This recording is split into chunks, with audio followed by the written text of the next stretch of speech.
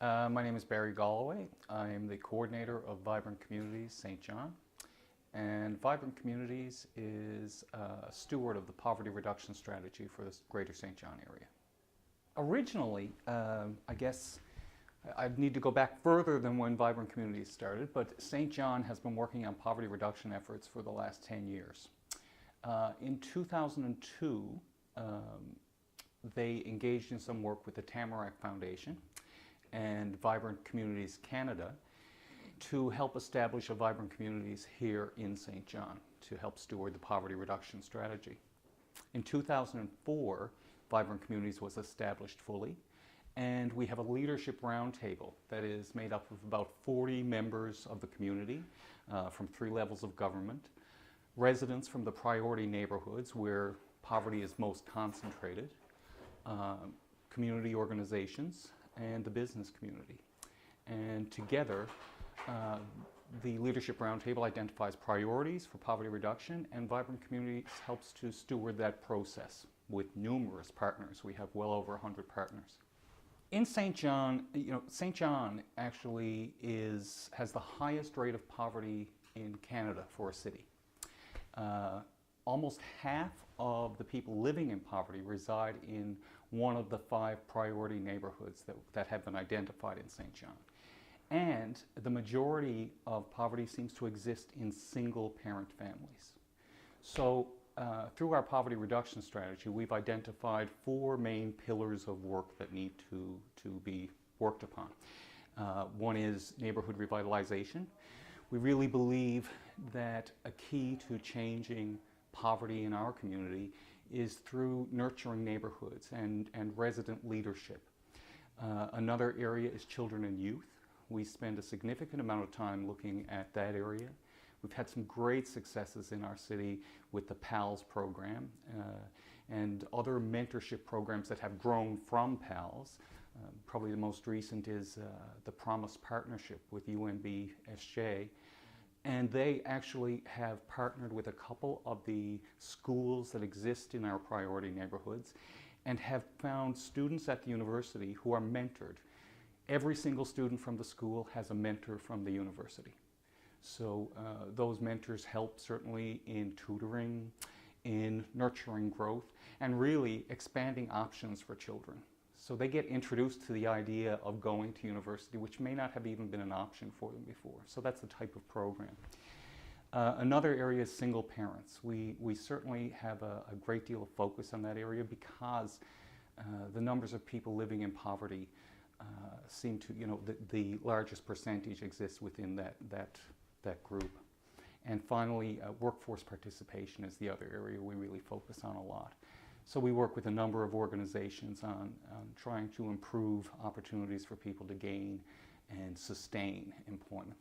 St. John Learning Exchange is a huge partner for us, and they're doing some incredible work with programs like WorkLinks is one of their really successful programs. Around single parenting, First Steps is a model that should be held up and really celebrated. First Steps is a program for single moms. Works with them throughout their pregnancy, helps them to achieve their goals and move forward so that they end up having a healthy family.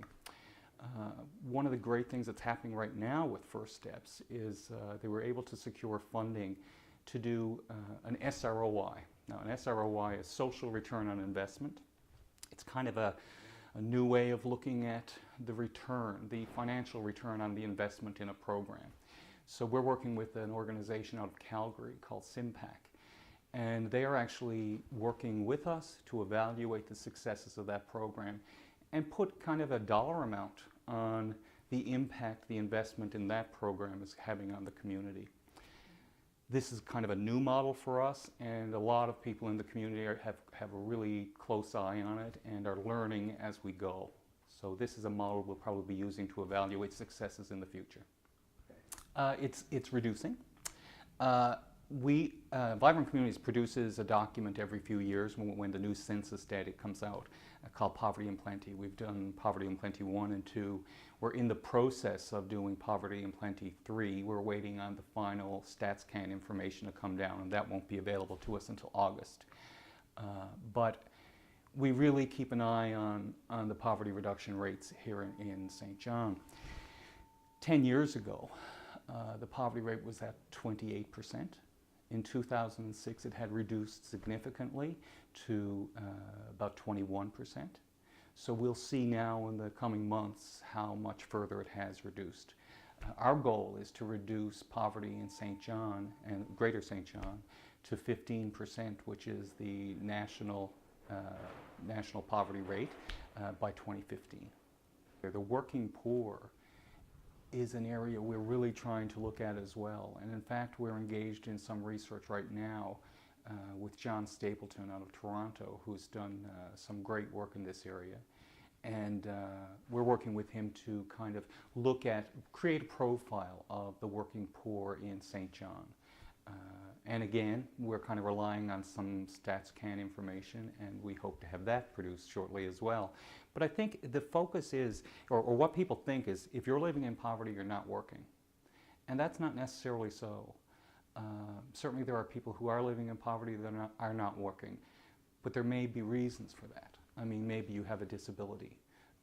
You know, maybe you're a new Canadian and you're trying to just get ahead.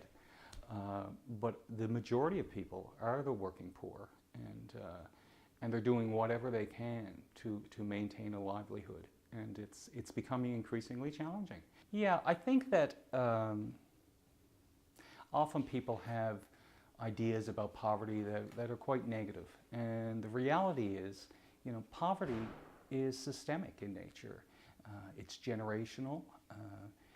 There are many policies that are barriers for people from moving out of poverty. In St. John, as I said, we have 5 neighborhoods that really are highly concentrated in poverty.